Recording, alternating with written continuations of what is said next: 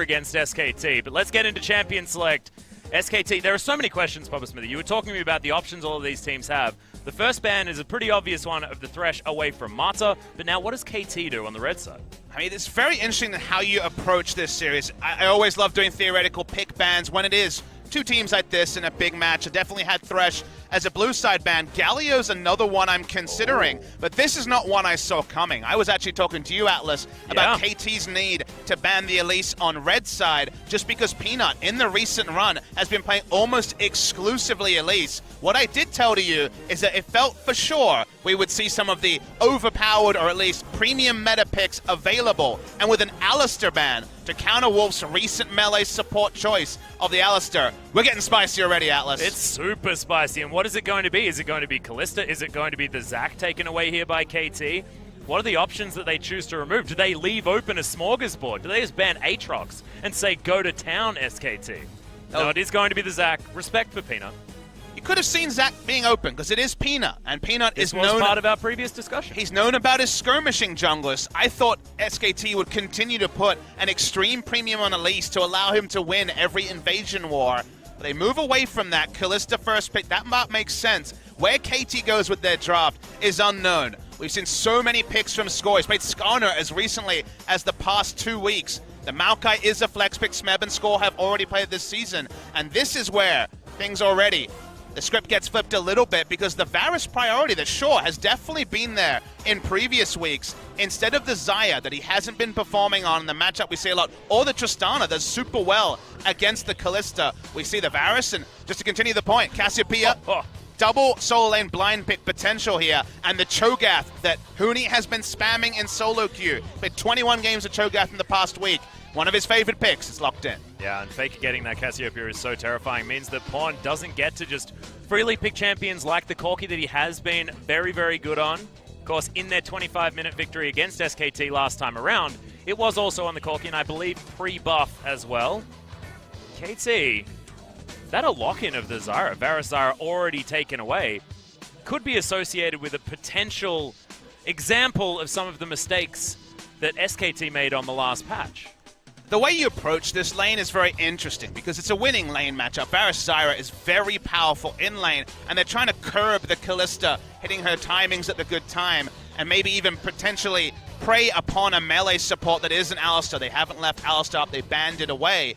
Or it could be the lane that you just leave to do well and focus on other parts of the map. The draft will really shake out to give us more information in that regard. Banning away the engaged supports anyway to keep a bit of safety for the Varus. Very important on the side of KT. Yep, Braum not going to be opted in for as far as the ban here from KT, and they are going to take away the Blitzcrank instead. But Galio understandably banned against Pawn. Looks like he may have a different idea in mind, though. Otherwise, that would not be a Xayah. That would have been a Galio locked in there for KT. Orianna, already banned out, would be the obvious pick into Cassio. The Galio and her ability to just kite back and protect is there as well. So the mid lane champion for KT here is going to be a very intriguing one.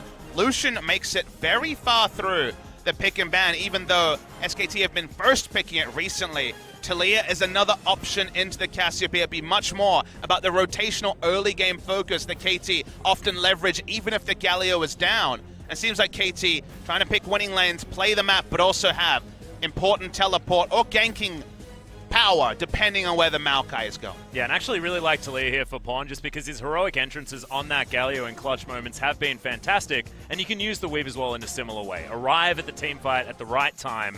But now SKT, to choose their champions, looks like Peanut's going to be taking a potential Jarvan into the jungle, unless that Cho'Gath is going to be flexed there and Huni's going to be playing towards the top side. And that is going to be Kalista Kennen considered for Wolf and Bang. Yeah, lane priority on both sides, double ranged on both sides, even though SKT were heavily criticized for going too much into the Xayahs and other laning focused supports, want to have some priority in the lane. As you say, almost certainly going to be Jarvan jungle. Peanut hasn't been playing Cho'Gath jungle recently, and Cho'Gath does well against Maokai. Last pick for KT is the junglers. They flex the Maokai into top lane. They will be going with the Rek'Sai. Very standard power draft from KT with insanely powerful lanes for Score to gank. I feel like Score is the big winner here because the reliability in terms of lanes to gank is off the charts. Yeah, the thing that I find really interesting though, Papa Smithy, is that Score decided not to go with his Gragas that has been so incredibly good, can also gank extraordinarily well in the early game, and we've seen what Score can do with Gragas if they make it to that late game. Looks like KT really want to put the pressure on early and keep it on against SKT here in game number 1. And KT have been good at game 1, so you could understand that this is where they're putting the eggs.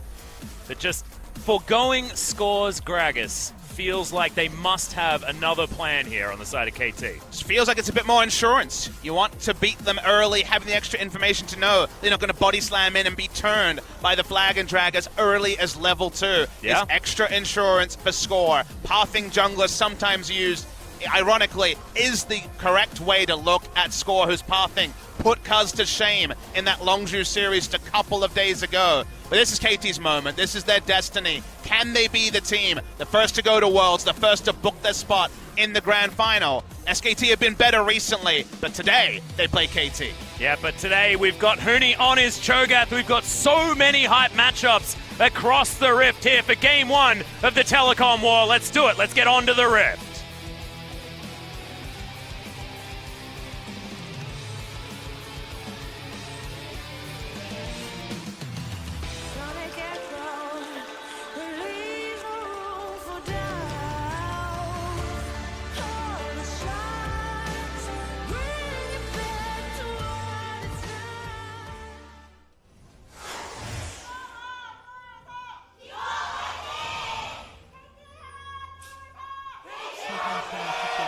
Oh, KT fans well and truly ready for this game number 1. Place where KT certainly have found success in the past, but looks like 5-point defense system as we set up. Loads of respect, and both of these teams know exactly what's on the line, and it's a heck of a lot, Papa Smithy. Getting information of where Peanut starts in the jungle on Jarvan is so powerful because level 2 gank from Jarvan is perhaps the most scary at level 2 of any potential CC combos available due to the amount of distance he's able to cover. So even knowing if he's starting top or bottom side relieves a lot of pressure from the rest of the map. Not expecting any sort of invasions from the Jarvan. That's just not how his standard path will work. So we'll see if they push in any wards late or whether they're just trying to play equal. Equal vision for both sides. To me, if it is shallow vision, favors SK Telecom. Well, at the moment, you can see KT not actually trying to go for any of that. It is going to be a topside start by the looks here for Peanut, potentially. We spent a lot of the pre-match and the hype focused around KT, because to me they have the tangible goals, right? They want to win to be first. They want to win to be the first team going to Worlds. Everyone can understand that. But SKT, it seems like to me, because they can't move up. Remember, guys, even if they win both matches this week, they will finish 4th. They will be playing in the best-of-3 wildcard and then have to play the whole gauntlet if they are to be the champions of Summer. But to me, SKT are playing for the intangible. They're playing for the right to once again be known as SK Telecom, the champions of the world multiple times, the sort of swagger they want to walk with as players.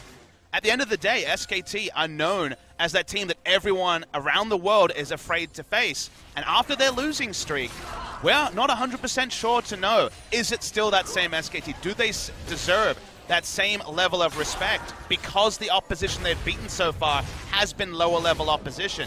This time, they're against KT Rolster, and a win here for SKT would really allow their fans to once again have the same belief that they've had for years. Yeah, this is the redemption story that SKT have been looking for, that they haven't found in their last 2 victories. Score hanging out here, but Peanut well and truly ready as Pawn jumps his way forward. Not going to find the shove as Score's going to tunnel forward, and that's going to be Peanut's opportunity to get himself in. Flash comes out as Pawn down to 200 health. And SKT, good follow-up, faking not a lot of mana. Will level up and get some back. Stuff from Peanut. He was in position early for the counter gank, not moving to allow the Tremor Sense to give vision. And usually Peanut is the one who's playing the battle ward, invading aggressively. But now he's actually being Bengi-esque and actually providing coverage for his laners, something that he's done in fits and spurts over the course of 2017. Now Peanut going for the invade actually starts off the blue, but you can see KT moving their bottom lane up, have the inside track, of course, to this buff.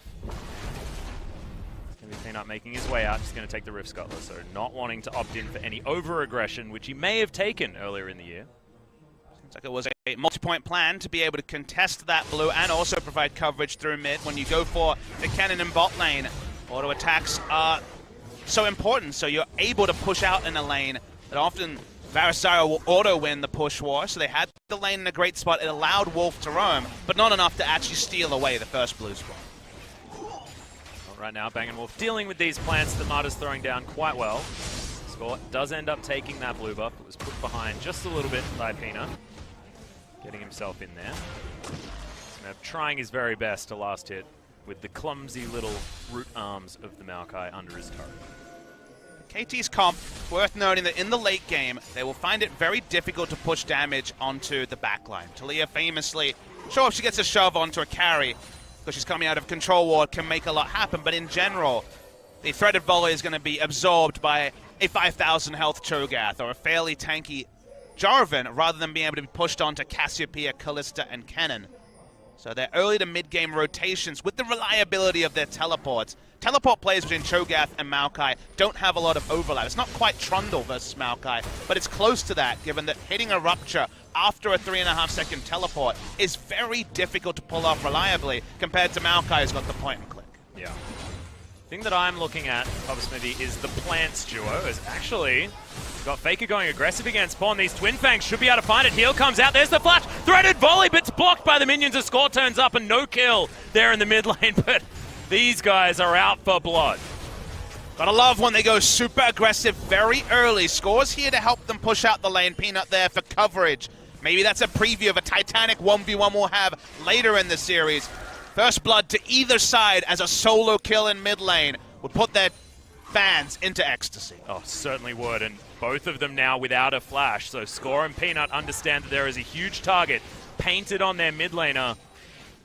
Do remember that Peanut does have flash, and we saw Spirit yesterday pull off some very creative flag and drag into flash the last second combos. Score doesn't have his flash yet, so doesn't have the same ganking pressure, so Cassiopeia relatively is in a safer spot if Peanut continues to jungle around mid lane. We can see Bang & Wolf actually doing very, very well farming things out here towards the bottom side, but the pressure is in favor of KT. Deft actually feeling comfortable moving up towards this turret. I feel like they know this because they've spotted Peanut multiple times around that mid lane. Vision is down and Pawn. We'll see whether he can actually move over, safely navigate this potential gank, because Peanut just wanders through the lane. Pawn leaves lane because he has the defensive information on the bottom side, does spot Peanut out. Thought for a second there he would do the casual wander away from a gank, then gank bot lane play, but there was wards available for SKT. Yeah, actually pretty clever using that scrying orb to be able to clear out the lane ward as well, to be able to spot where Score's going to be going if he transitions via the mid lane. Haven't seen a scrying orb go quite that far the other way. Now backs are going to come in towards the bottom side of the map, and both of these 80 carries are going to grab their Bilgewater Cutlasses. He's pretty greedy with his teleport, maybe because Pawn was able to rotate out first, but just wanted to pick up all the experience. Teleport advantage for Cho'Gath, but we just outlined that making a teleport play with Cho'Gath is a multi-step process that's a lot more complicated than a Maokai teleport, so perhaps just hoping that, given the nature of Cho'Gath, he won't be in any way taken advantage of in the next 4 minutes or so while his teleport is down. He's going to head back to base. Here's Huni, so see whether he does use the teleport to get back there, because Smeb has been able to successfully shove that lane forward. That is going to be the teleport thrown out, so that teleport advantage that you mentioned, not going to be quite as prevalent as we move forward, but it just doesn't feel like one of those games. It does feel like the lane kingdom that we've discussed so often is well and truly in full effect, and it's going to be about what these junglers can do to change the odds. None of this 4-man, 5-man stack on the bottom side of the map at a given portion of time. If you ask me which team prefers to play a long game, I would say SK Telecom, just because Cassiopeia is a bit of an anomaly when it comes to scaling compared to the side of KT Rolster.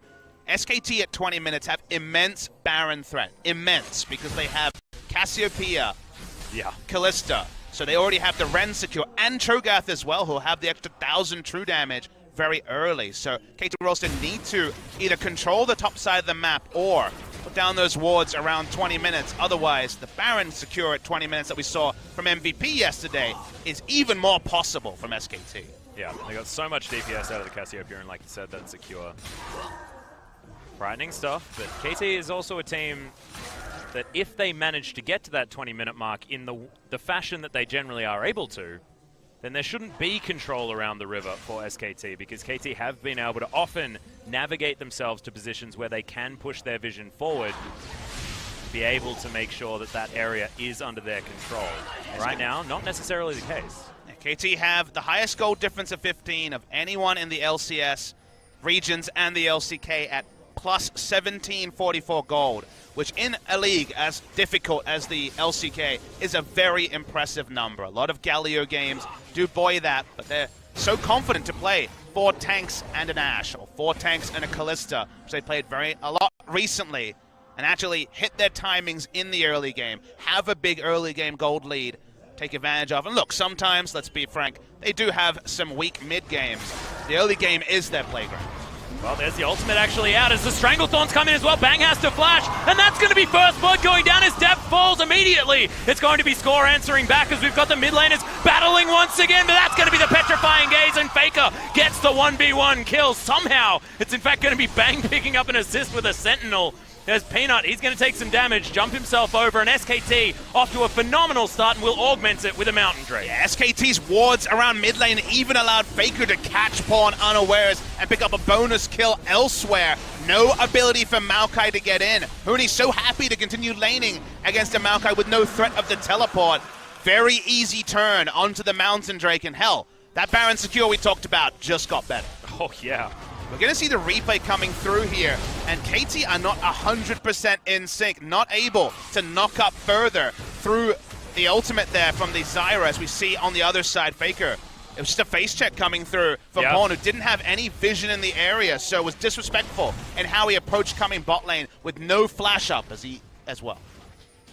Just holding onto that Weaver's Wall to try and utilize it to cut people off on the bottom side. Map was obviously not necessarily looking there as he walked past Faker. He didn't have the famous mid lane priority that goes hand in hand with the lane kingdom meta you were alluding to, Atlas, to make such a bold rotation. And well caught out by Faker. Summoners up on both sides for them now, but the damage done early.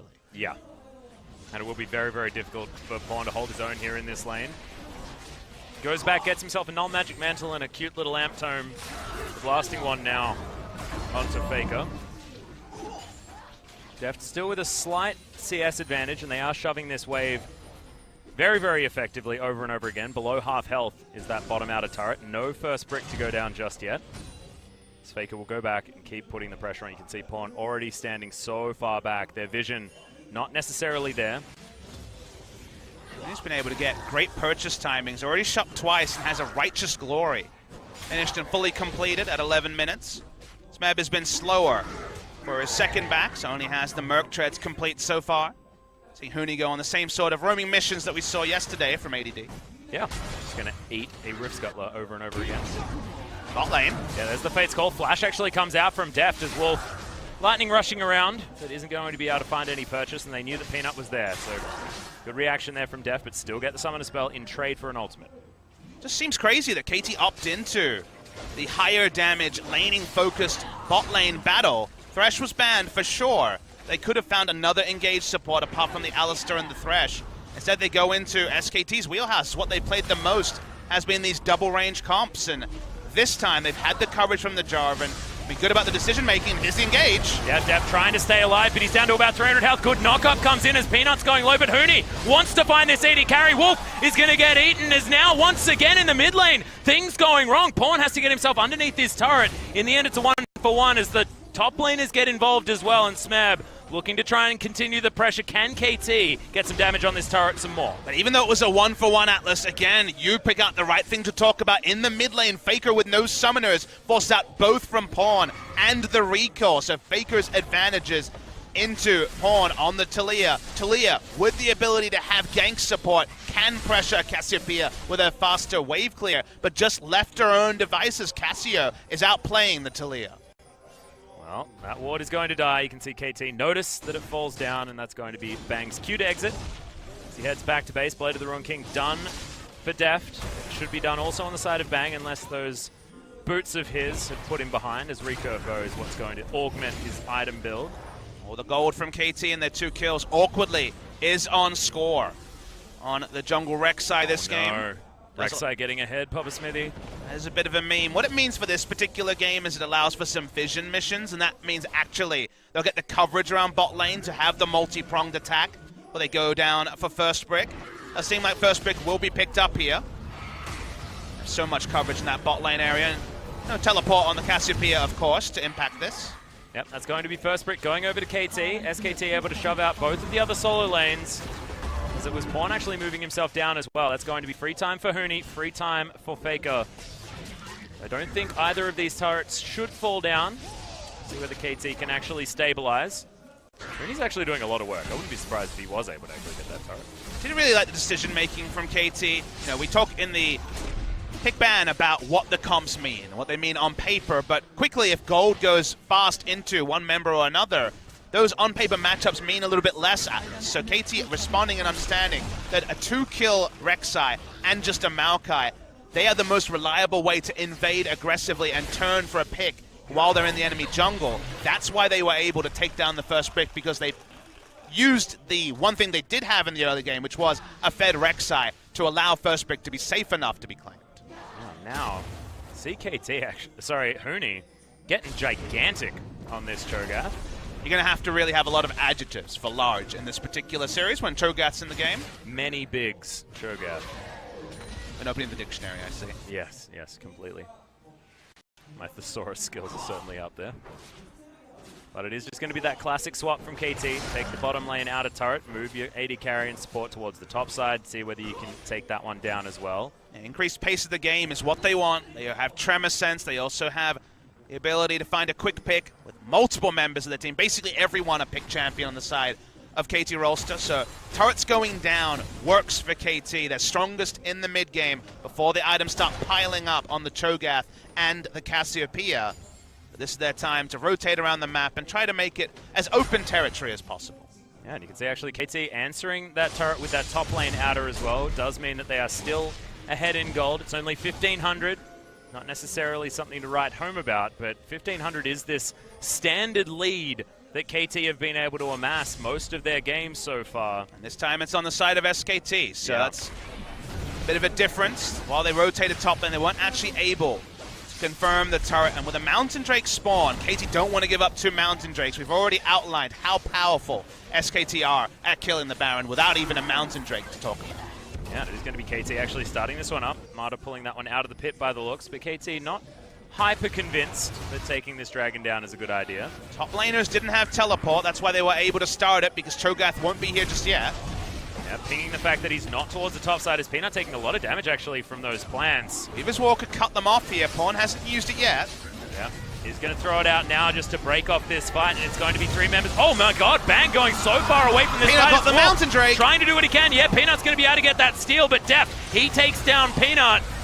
Now SKT, they are closing in on the tanks of KT already. A delicious tree was devoured by Huni, and Score looking to try and flash his way out, but the Ren should be enough to do it if he can make it there. I thought that that was going to be a headbutt by the Rift Herald, but no, he's just going to take down the turret, and SKT, multiple objectives after KT didn't find the smite. And even though KT were first to rotate, you could see SKT had a very early plan of how they wanted to answer KT's force onto the Mountain Drake. That part doesn't even matter because SKT were able to take it. We'll see the replay here. Score's smites have been a bit off recently, and once again, slightly too early means that Jarvan claims it. Then he's just able to occupy Deft and Pawn for time, and all-important time early into the fight. That allowed SKT so much more access to the bot side, and then Faker, Flash, Petrifying Gaze, doesn't find any members, but does zone people out of the choke. That's why the kills on the backside was so easy, and because there was the early channel of the Rift Herald, they get the mid lane turret as well. Yeah. Rooney actually setting that one up earlier. Has himself a Warmog's armor as well.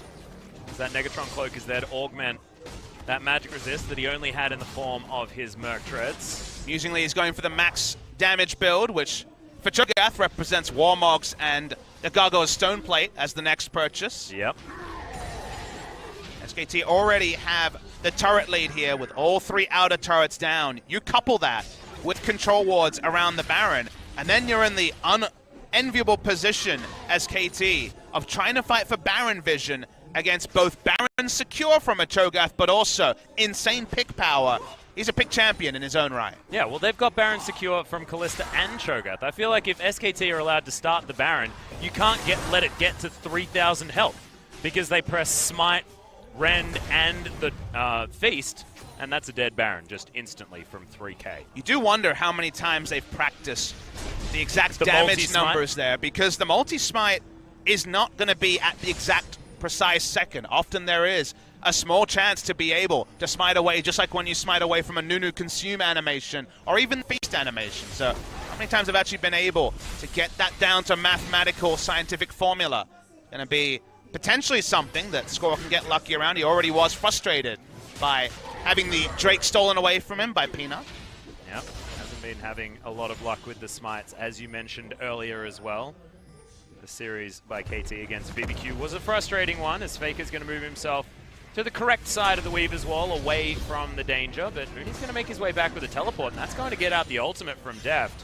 They save the turret, get an R button, but they do expend the teleport. But you do see what's different, because they don't have a tank support like a Thresh, and because Maokai's not grouped, usually when we see the Weaver's Wall turret plays, a strategy that has become about as standard as can be in the summer season, they involve invading for vision, putting down coverage to see who is going to come up and try to stop you taking the turret, and then you put down the Weaver's Wall. KT had to skip steps because they have Zyra as a support, and they can't actually get deep vision on the blue side of SKT. Meanwhile, SKT are able to contest the enemy red buff, so when it comes to tempo around vision, around picks in the jungle, KT aren't even able to walk out to look for a Grasping Roots or a Varus ultimate.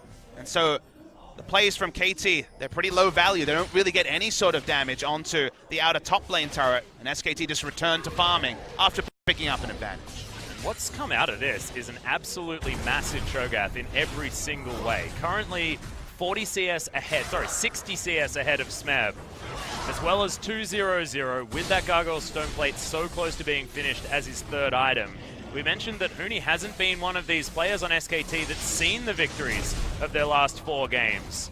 Last time he played was in a loss, but this is a very different performance on a very different patch, and a champion that he has been known for in the past, but certainly not recently. I mean, Huni has picked up wins on 4 champions, and if I was to poll you and ask you what those 4 champions were, you'd probably get the Rumble. You might get the Kennen, but the only other champions he's won with are Cassiopeia and Lucian. Very off-meta counter picks. So he hasn't been playing the meta champions. No win on Camille, no win on Renekton or Shen or any of these other meta champions. In solo queue, spamming the Cho'Gath should be no surprise to the KT scouting, and you're right, on 7-14, he gets access to a champion he's won on before. 2 wins on Immortals, 2 wins on Fnatic. Always a pick you'd associate with Huni. He's been a big fan of the lane Cho'Gath. Gets to play it here in meta, and another player who's been buffed by 7-14, just allowing extra champions into the pool. Yeah, and you brought this back to my attention earlier on, Papa Smithy, but Huni did really find a lot of his success playing the tanks as well, and now that we're back into a tank-based meta, it feels like Huni might have found his stride once again.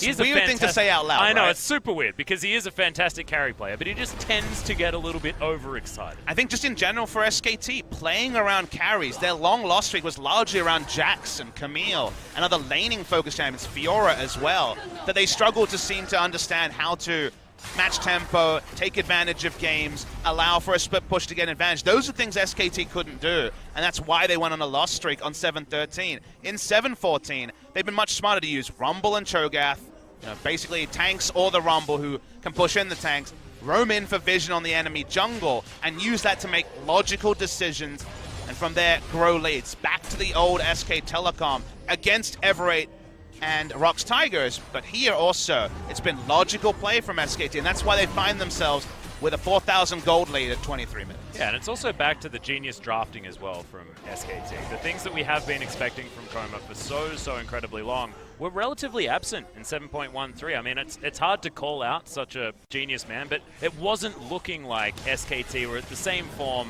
with their decision-making in the draft. This time around, they have got exactly what they want and have the answers to KT that they were looking for. But at the end of the day, I'm not willing to say LoL lost at draft, because KT have a strong draft in their own right. They have pushing lanes, they had a Fed Rek'Sai early, they have the more reliable teleports.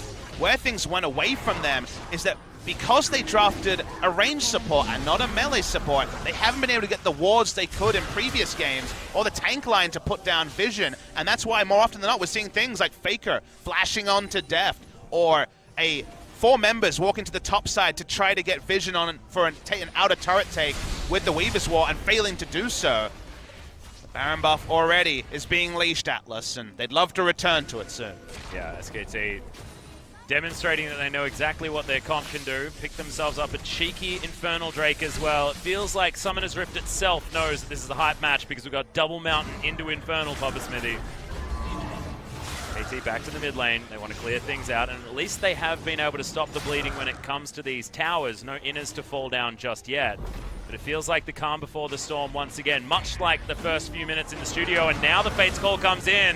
Oh, really good chance of corruption, stops the further engage, but that's going to be Peanut finding his way around the side. Deft surviving for a long time. There's the Weaver's Wall. Eventually, he gets eaten as Wolf is the one cut off. But that Weaver's Wall could have been in a better spot because SKT all get out. And KT no option to find an advantage as there's the flash.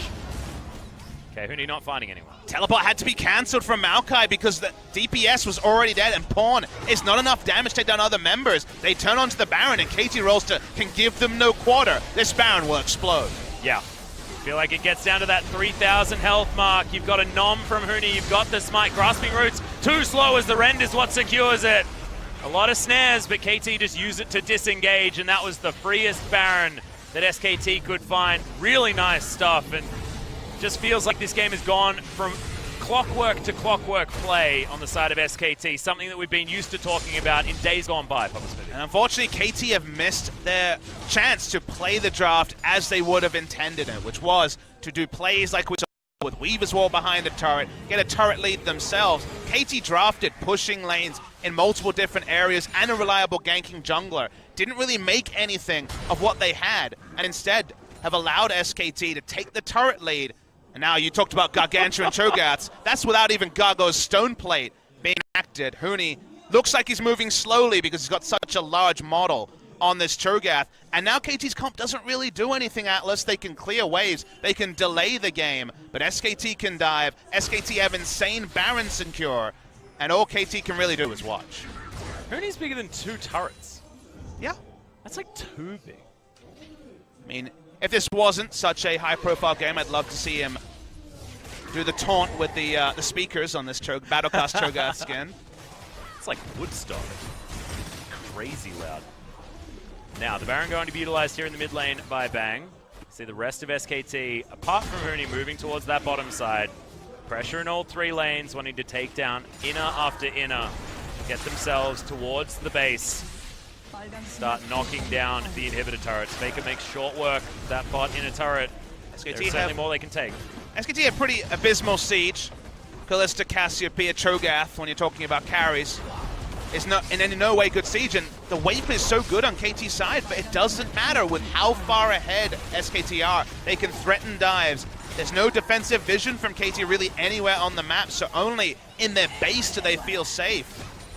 Okay, SKT is going to keep growing a lead and take down every outer turret, probably in one fell swoop. Yeah, KT relegating themselves to their base, wanting to hold on to inhibitor turrets, but not really caring about these inners. Smeb might need to be a little bit careful, as the logical next step is to pay a visit towards him, but it doesn't even seem to matter as SKT, looking for this gank. The Nature's Grasp does come out, as there's the ultimates from both supports. Good knock up onto Huni as he gets knocked back into the bouncy castle. Deft keeping himself very, very safe as Bang takes a little bit of damage, but doesn't seem to care with his lifesteal that he already has built up, and SKT just spreading KT so thin. Yeah, Huni backs off, but he still has 3,300 health. He's only backing off because he has no mana, Atlas. Yeah, well, Weaver's Wall coming in. No Fate's Call can be used onto Bang. It's the other way around, remember, because he has to flash, get himself over to the side. It is going to be QSS used at the same time. So some notable cooldowns that SKT are able to get out for that Weaver's Wall. Huni should actually recall. There's no reason for him to stand around. He has no mana, so even though he doesn't die, doesn't really do anything apart from pushing this last wave. Maybe there's certain gold values trying to get to, but you're kind of baiting your teammates when you're staying as Cho'Gath here with no mana. Sitting on a casual 5,000 health, and that's not even including the stone plate proc. Yeah, gets himself home. Blocks that entire walkway. How does he even get through that? I think he's bigger than that. It's ridiculous. Okay. Peanut and Bang clearing out things in the jungle, and as it is going to be a little bit of a reset as the Baron buff is soon to wear off. There it goes. Really moving himself up towards top. So a few minutes, and that Baron dance will happen once again. It only gets easier for SKT as that last Baron play was a big one. 9,000 gold, now the lead for our spring champions. And it feels good to say that again, Papa Smithy, not talking about SKT in this negative light that we were sort of forced to with their losing streak. Sounds like some caster bias right there, Atlas. That's a name. But it's just one of those things, you know? This feels like a little bit of normalcy. The familiar can be good, but yeah. SK Telecom have a gargantuan fan base, probably the biggest of any team in the world. Faker by far the most popular player of any in the world, next to people like Uzi, I would say, from the Chinese side. Yeah. But they were left wondering, because of the losing streak, what to make of SKT. A new patch gave them hope. The 4-0 they have previously gotten on this patch gave them hope, but this is the performance where people realize that it does seem like the SKT of yore is still a factor. And while I don't share your optimism necessarily around SKT inevitably going on to be once again the level of dominant force they were before, it is good to have them as a contender, because the resulting matches we get between the best teams in the world are a treat to watch. And it's not that I'm saying that they're going to win everything or this, that, and the other. It's just saying that they are the force, that a victory against them means something like it would against the spring champions, you know? Like, we're getting back to that stage where SKT, I mean, they've got complete control over the Dragon as they were able to just take down a Mountain Drake while we're having this discussion. But understanding what your victories mean against... This isn't a crippled SKT for what it looks like. This looks like a dominating SKT in this first game. I mean, at this point, KT really can't do anything. Peanut is a super tank. Cho'Gath, whatever is bigger than super, a monster tank, I guess we would call him. Basically a monster truck rolling through KT. Yeah. Unfortunately, they're the other side of the monster truck, Derby. It feels like, you know, see Mad Max Fury Road? I have. Yeah, he's like that big truck. And he looks like it as well. Hopefully he's not piloted by that weird dude with the face mask. Okay, there's the knockback onto Peanut. Has to use the flash, so no flash Cataclysm to come out. KT probably pretty happy about that, especially Deft. Basically, SKT want to just take the next Baron and then dive is probably the way they'll go. As long as Huni is the one tanking the turret, they'll be A-okay. Baron is so necessary for them because we mentioned a couple of times Varus and the Talia, about as much weight as you can ask for from two members, and Maokai and Zyra are no slouches either. So their ability to push without Baron buff is actually quite crippled. Got great map control, but KT finally feels strong enough to start walking up to the Baron. Not going to allow any free time because it's 3 damn Mountain Drakes and an Infernal, plus the comp from SKT. Well, Huni looking for the flank. Remember, this is a guy with the 2-item lead over his opponent as there's Pawn in a little bit of trouble, but does still have the Banshee's Veil. There's the engage from Peanut as Deft, all on his own. No options to get out of anywhere, but Faker is going to fall down immediately. Pawn now looking for the DPS as finally SKT get themselves back into the fight. Score in trouble as the Ren gets pulled out. No resets to come in, but here are the kills for SKT. 3 already dead. Smeb and Marta running for their lives. There's a twisted advance. The knock-up, though, comes in from the Rupture, and it's all too easy. SKT, they've got the AD carry alive, and they'll break open the base right here. No Baron necessary. Actually, a badly botched fight by Faker in particular. This kind of died in no man's land. But Huni, wait till you see the replay and see how much feast damage he put onto Pawn. Bursted him for over 1,000 true damage as far as my eye could see. And SKT, doesn't matter if they don't have Faker, they're going to win the game. Yeah, they are. They're going to take down the Nexus turret. Second one falls, and first blood in this telecom war does go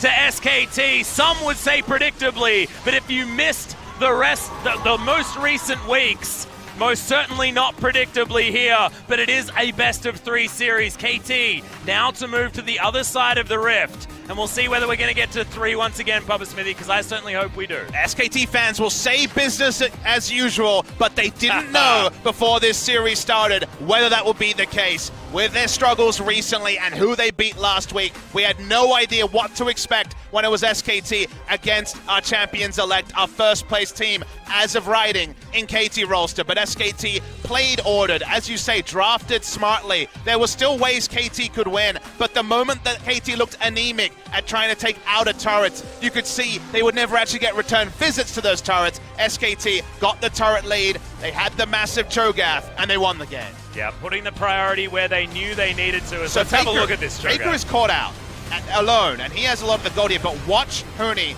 and watch how much true damage he takes to Bond. Pops the stone plate and eats him. He does almost his full health bar. That was a rupture and a feast, and he was dead. Yes. He died with both summoners up because that's not the sort of calculation you make as a carry. Yeah. Don't necessarily think that that tank is going to literally 100 to 0 you. That certainly happened. Huni was a complete monster. I would be surprised if we saw Cho'Gath again. And KT Rolster is on the blue side, remember, for Game 2. More flexibility to ban away something like the Cho'Gath, but we don't even know if Huni's playing Game 2, Atlas. That is a very good point, but I probably wouldn't sub him out after that incredibly dominating performance, Papa Smithy. Still a potential 2 more games unless SKT can turn things all the way around, get themselves to 6 game victories in a row, which is the perfect setup to get themselves towards that gauntlet run that they could get to. Of course, even another match this week as well, so they could be on 8-0. But ladies and gentlemen, we are going to go towards that short break, but when we get back, the telecom war will resume.